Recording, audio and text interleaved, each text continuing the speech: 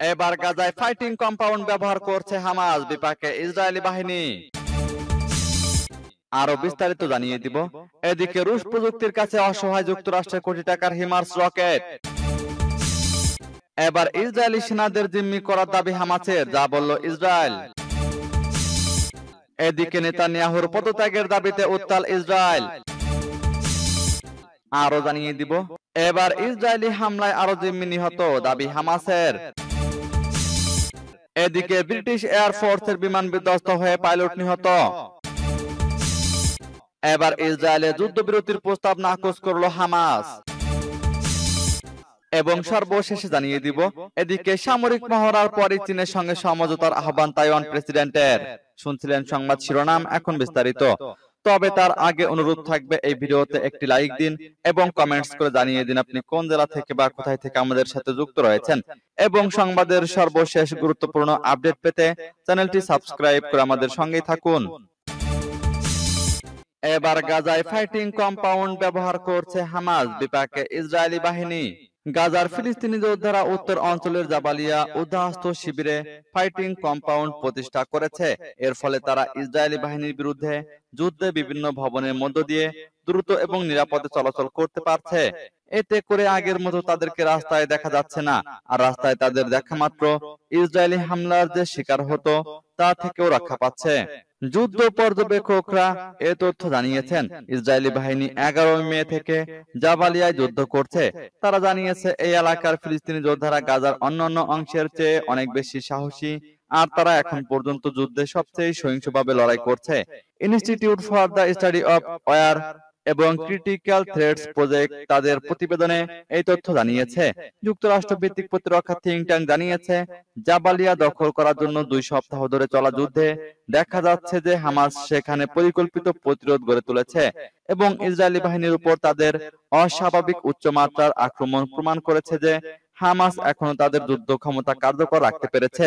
এমনকি অক্টোবরে তাদের জাবালিয়া কমান্ডার নিহত হওয়া সত্ত্বেও তারা দুর্বল হয়নি। এদিকে রুশ প্রযুক্তির কাছে অসহায় যুক্তরাষ্ট্রের কোটি টাকার হিমার্স রকেট। রাশিয়ার বিরুদ্ধে যুদ্ধে ইউক্রেনকে সহযোগিতার অংশ হিসেবে দেওয়া যুক্তরাষ্ট্রের high mobility artillery rocket system সম্পূর্ণভাবে অকার্যকর হয়ে পড়েছে। মূলত রাশিয়ান ইলেকট্রনিক জ্যামিক সিস্টেম স্থাপনের পর হিমার্স ইউক্রেনে পুরোপুরি ব্যর্থ হয়েছে। ইউক্রেনের সামরিক সূত্রে বরাত দিয়ে শুক্রবার ওয়াশিংটন পোস্টের এক প্রতিবেদনে এ তথ্য জানানো হয়েছে। প্রতিবেদন মতে, হিমার্স সহ অন্যান্য অস্ত্রগুলো যখন শুরুর দিকে যুদ্ধক্ষেত্রে ব্যবহার করা হয় তা অত্যন্ত নির্ভুল ছিল, কিন্তু বর্তমানে রাশিয়ার এতটাই শক্তিশালী রেডিও ইলেকট্রনিক সিস্টেম ব্যবহার করছে যা হিমার্স এবং এরকম অন্যান্য অস্ত্রের গতিপথ অত্যন্ত নির্ভুলভাবে ধরে ফেলেছে। ইউক্রেনের সামরিক সূত্রগুলো বলেছে, হিমার্স সিস্টেমের ব্যবহার যুদ্ধের মোড় ঘুরিয়ে দেবে বলে মনে করা হয়েছিল। এমনকি শুরুর দিকে লক্ষ্যবস্তু ধ্বংস করার সক্ষমতার জন্য হিমার্সের ব্যাপক প্রশংসা করা হয়েছিল। তবে এটি রুশ প্রযুক্তির কাছে এটি এখন সম্পূর্ণভাবে অকার্যকর হয়ে পড়েছে। ইউক্রেনের কর্মকর্তারা বলেছেন, রাশিয়ানরা ইলেকট্রনিক যুদ্ধ মোতায়েন করে স্যাটেলাইট সিগন্যাল অক্ষম করে, ফলে যুদ্ধক্ষেত্রে হিমার্স পুরোপুরি ব্যর্থ হয়ে পড়েছে। এবার ইসরায়েলি সেনাদের জিম্মি করার দাবি হামাসের, যা বলল ইসরায়েল। ফিলিস্তিনের গাজা উপত্যকার উত্তর অঞ্চলে জাবালিয়া থেকে যুদ্ধরত ইসরায়েলি সেনাদের জিম্মি করার দাবি করেছে হামাস। হামাসের সশস্ত্র শাখা আল কাসাম ব্রিগেডের মুখপাত্র আবু উবাইদা গতকাল শনিবার এ কথা জানান। তবে হামাসের এই দাবি প্রত্যাখ্যান করেছে ইসরায়েলের সামরিক বাহিনী। তবে কতজন ইসরায়েলি সেনাকে জিম্মি করা হয়েছে সেই বিষয়ে বিস্তারিত কিছু জানাননি আল কাসাম ব্রিগেড মুখপাত্র। এমনকি দাবির পক্ষে কোনো প্রমাণ দেখাননি তিনি। আগে থেকে ধারণ করা এক বার্তায় আবু উবাইদা বলেন, আমাদের যোদ্ধারা ইহুদি বাহিনীকে একটি সুড়ঙ্গের ভেতরে অতর্কিত হামলা চালাতে প্রলুব্ধ করেছিল। পরে ওই বাহিনীর সব সদস্যের হতাহত ও আটক হওয়ার পর অভিযান শেষ করা হয়েছে। আজ রোববার আল জাজিরা এই বার্তা প্রচার করেছে। তবে হামাসের এমন দাবি আজ প্রত্যাখ্যান করেছে ইসরায়েলের সামরিক বাহিনী। এক বিবৃতিতে বলা হয়েছে, এমন কিছুই ঘটেনি। ইসরায়েলের কোনো সেনা হামাসের হাতে জিম্মি হয়নি। গাজায় যুদ্ধবিরতি নিয়ে আলোচনা নতুন করে শুরু করার বিষয়ে সম্ভাবনার কথা শোনা যাওয়ার কয়েক ঘন্টার মধ্যে ইসরায়েলি সেনাদের জিম্মি করার দাবি করলেন আবু ওবায়দা। এদিকে ফিলিস্তিনের রাফা শহরে অবিলম্বে হামলা বন্ধে ইসরায়েলকে নির্দেশ দিয়েছে আন্তর্জাতিক বিচার আদালত। তবে আদেশ উপেক্ষা করে রাফায় হামলা জোরদার করেছে ইসরায়েল। গতকাল রাফা শহরে স্থল আর আকাশপথে ব্যাপক হামলা হয়েছে। এদিকে নেতানিয়াহুর পদত্যাগের দাবিতে উত্তাল ইসরায়েল। ইসরায়েলের প্রধানমন্ত্রী বেনিয়ামিন নেতানিয়াহুর পদত্যাগ ও ফিলিস্তিনের স্বাধীনতাকামী সংগঠন হামাসের হাতে আটক জিম্মিদের মুক্তির জন্য একটি চুক্তির দাবিতে সরকার বিরোধী আন্দোলনে উত্তাল হয়ে উঠেছে ইসরায়েল। এ সময় আগাম নির্বাচনের দাবিও জানিয়েছেন বিক্ষোভকারীরা। স্থানীয় সময় শনিবার রাতে রাজধানী তেল আবিব সহ ইসরায়েলের একাধিক স্থানে এই বিক্ষোভ হয়। এর মধ্যে সবচেয়ে বড় বিক্ষোভ হয় তেল আবিবে। এতে ৮০,০০০-এরও বেশি মানুষ অংশ নেয় বলে জানা গেছে।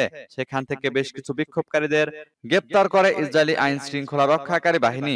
তেল আবিব ছাড়াও জেরুজালেম, হাইফা, সিজারিয়া এবং রেহোবোট সহ বিভিন্ন স্থানে এই বিক্ষোভ অনুষ্ঠিত হয়। সম্প্রতি ফিলিস্তিনি হামাস যোদ্ধা কর্তৃক ইসরায়েলি নারী সেনাদের বন্দী করার একটি ভিডিও ফুটেজ প্রকাশ্যে আসে। এরপরে জিম্মিদের মুক্তি দাবিতে বিক্ষোভে আরো উত্তাল হয়ে ওঠে দেশটি। বিক্ষোভকারীদের দাবি, নাহাল ও যে নারী সৈন্যদের ধরে নিয়ে যাওয়ার যে ভয়ঙ্কর ভিডিওগুলো প্রকাশ করেছে সেগুলো ইসরায়েলি কর্তৃপক্ষের স্তরে স্তরে ব্যর্থতার প্রমাণ। বিক্ষোভকারীরা বলেন, নেতানিয়াহু, আপনাকে সতর্ক করা হয়েছিল এবং আপনি উপেক্ষা করেছিলেন। শুধুমাত্র এই কারণে আপনাকে অবশ্যই দায়িত্ব ওই ঘটনার নিতে হবে এবং অবিলম্বে পদত্যাগ করতে হবে। আপনি ক্ষমতায় থাকার যোগ্য না। সূত্র টাইমস অফ ইসরায়েলের। এবার ইসরায়েলি হামলায় আরো জিম্মি নিহত, দাবি হামাসের। হামাস বলেছে গাজায় বন্দীদের মৃত্যুর জন্য ইসরায়েলের সরকার ও দেশটির সামরিক কর্মকর্তারা দায়ী। শনিবার প্রকাশিত একটি ভিডিওতে ইসরায়েলি হামলায় নিহত বেশ কয়েকজন বন্দীর লাশের ছবি দেখানো হয়েছে। খবর আল জাজিরার। প্রকাশিত ভিডিওতে আরবি, হিব্রু ও ইংরেজি ভাষায় লেখা ছিল, নেতানিয়াহু ও তার সরকারকে তাদের পরিচয় ও নাম জিজ্ঞাসা করুন। তারা আপনাকে সবকিছু বলতে পারে কারণ তারা তাদের ভালো করে চিনে। কফিনের উপর ইসরায়েলি পরিবারগুলোর কান্নার একটি ছবি দেখিয়ে ভিডিওতে বলা হয়েছে, এভাবেই তারা তাদের ফিরিয়ে আনবে। হামাসের ফুটেজটিতে তেল আবিবে ইসরায়েলি বিক্ষোভকারীদের বন্দীদের মুক্তি দিতে চুক্তি দাবি করার দৃশ্য প্রকাশিত হয়। এতে ইসরায়েল কোনো মন্তব্য করেনি। উল্লেখ্য, গাজার দক্ষিণ অঞ্চলের শহর রাফায় ইসরায়েলি সামরিক অভিযানে হামাসের হাতে থাকা বেশ কয়েকজন বন্দীর মৃত্যু হয়েছে। রাফায় হামলা স্থগিত রাখার নির্দেশ দিয়েছে জাতিসংঘ ভিত্তিক আন্তর্জাতিক বিচার আদালত। তবে এটা প্রত্যাখ্যান করেছে প্রধানমন্ত্রী বেনিয়ামিন নেতানিয়াহুর নেতৃত্বাধীন ইসরায়েলের যুদ্ধকালীন মন্ত্রিসভা। ইসরায়েলি মন্ত্রিসভা জানিয়েছে, গাজায় ক্ষমতাসীন সশস্ত্র গোষ্ঠী হামাসকে ধ্বংস করা এবং গোষ্ঠীটির কবজায় থাকা জিম্মিদের উদ্ধারে তাদের অভিযান অব্যাহত থাকবে। এদিকে ব্রিটিশ এয়ারফোর্সের বিমান বিধ্বস্ত হয়ে পাইলট নিহত। যুক্তরাজ্যের লিঙ্কন শায়ারে রয়্যাল এয়ারফোর্স স্টেশনের কাছে একটি বিমান বিধ্বস্ত হয়ে এর পাইলট নিহত হয়েছে। শনিবার স্থানীয় সময় দুপুর 1:20 দিকে জরুরি পরিষেবা ওই এয়ারক্রাফটটি বিধ্বস্তের কথা জানায়। বিবিসি রয়্যাল এয়ারফোর্সের বরাত দিয়ে জানিয়েছেন, বিমানটি দ্বিতীয় বিশ্বযুদ্ধের সময় ব্রিটেন মেমোরিয়াল ফ্লাইটের সঙ্গে যুক্ত ছিল। কিভাবে এটি বিধ্বস্ত হয়েছে তা জানতে তদন্তের কথা জানিয়েছে RAF। এদিকে বিমান বিধ্বস্ত হয়ে পাইলট নিহতের ঘটনায় শোক ও দুঃখ প্রকাশ করেছে রয়্যাল এয়ারফোর্স। এই পাইলটের পরিবারকে তার মৃত্যুর বিষয়টি জানানো হয়েছে, তবে নিরাপত্তার স্বার্থে ওই পাইলটের নাম প্রকাশ করা হয়নি। লিঙ্কন শায়ারের পুলিশ জানিয়েছে, ল্যান্ডগ্রিক রোডে বিমানটি বিধ্বস্ত হয়। এটি রয়্যাল এয়ারফোর্স স্টেশনের কাছেই ছিল। এই ঘটনার পর ওই এলাকার রাস্তা বন্ধ করে দেওয়া হয়েছে। চালকদের বিকল্প রাস্তা ব্যবহার করতে বলা হয়েছে। এবার ইসরায়েলে যুদ্ধবিরতির প্রস্তাব নাকচ করলো হামাস। অবরুদ্ধ গাজা উপত্যকায় যুদ্ধবিরতি নিয়ে ফিলিস্তিনের স্বাধীনতাকামী সংগঠন হামাসের সঙ্গে নতুন করে আলোচনায় বসতে চেয়েছে ইসরায়েল। তবে হামাসের জ্যেষ্ঠ নেতা ওসামা হামদান জানিয়েছেন, তারা বর্বরদের সঙ্গে আলোচনায় বসতে চান না। খবর আল জাজিরার। আগামী মঙ্গলবার গাজায় যুদ্ধবিরতি নিয়ে নতুন করে আলোচনা শুরুর খবর প্রকাশিত হয় ইসরায়েলি মিডিয়ায়। এ সময় ইসরায়েলের সঙ্গে এমন যুদ্ধবিরতির আলোচনার দরকার নেই বলে মন্তব্য করেন ওসামা হামদান। শনিবার আল জাজিরা আরবিকে দেওয়া এক সাক্ষাৎকারে হামদান বলেন, গাজা থেকে যত দ্রুত সম্ভব ইসরায়েলের সেনাদের প্রত্যাহার এবং সকল ধরনের আগ্রাসন বন্ধ করতে হবে। তিনি জানান, চলতি মাসের প্রথম দিকে হামাস যুদ্ধবিরতির জন্য কাতার ও মিশরের মধ্যস্থতাকারীদের দেওয়া একটি প্রস্তাবে রাজি হয়, কিন্তু ইসরায়েল এই প্রস্তাবে দ্বিমত পোষণ করে।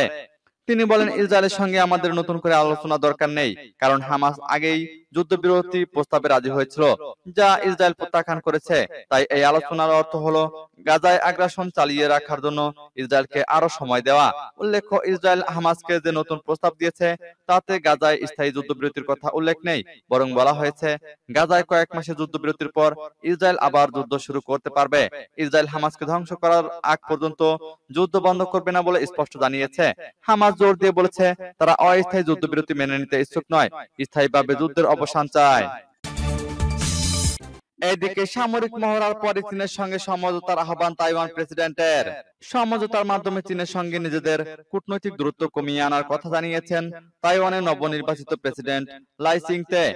গত সপ্তাহে শপথ নেওয়ার পর লাইয়ের উদ্বোধনী ভাষণকে কেন্দ্র করে ক্ষোভ প্রকাশ করে বেইজিং। ভাষণে লাই তাইওয়ানের প্রতি চীনকে তাদের রাজনৈতিক এবং সামরিক হুমকি বন্ধের আহ্বান জানান। তিনি তাইওয়ানকে স্বাধীন দ্বীপ হিসেবে উল্লেখ করায় সে সময় করা প্রতিক্রিয়া জানায় বেইজিং। পরে গত বৃহস্পতিবার ও শুক্রবার তাইওয়ানের চারপাশে সামরিক মহড়া চালায় চীন। এছাড়া 2027 সালের মধ্যে তাইওয়ানে হামলা চালানোর ঘোষণা দিয়েছে দেশটি। বেইজিং এর এই ঘোষণার পরপরই দুই দেশের মধ্যে স্থিতিশীলতা বজায় রাখতে লাইয়ের এই পদক্ষেপ গুরুত্বপূর্ণ বলে মনে করছেন বিশ্লেষকদের কেউ কেউ। তাইওয়ানের দক্ষিণ অঞ্চলের শহর তাইনানে নিজ দল ডেমোক্রেটিক প্রোগ্রেসিভ পার্টির এক বৈঠকে লাই চীনের সঙ্গে কাজ করার প্রত্যয় ব্যক্ত করেন। এ সময় তিনি তাইওয়ানের সাথে চীনের আঞ্চলিক স্থিতিশীলতার জন্য কাজ করার আহ্বান জানান। লাই চলতি বছরের জানুয়ারিতে বিপুল ভোটে জয় পেয়ে প্রেসিডেন্ট নির্বাচিত হন। চীনের সামরিক মহড়ার পর আঞ্চলিক উত্তেজনা কমিয়ে একসঙ্গে কাজ করার প্রত্যয় ব্যক্ত করেছেন তিনি। সূত্র রয়টার্সের।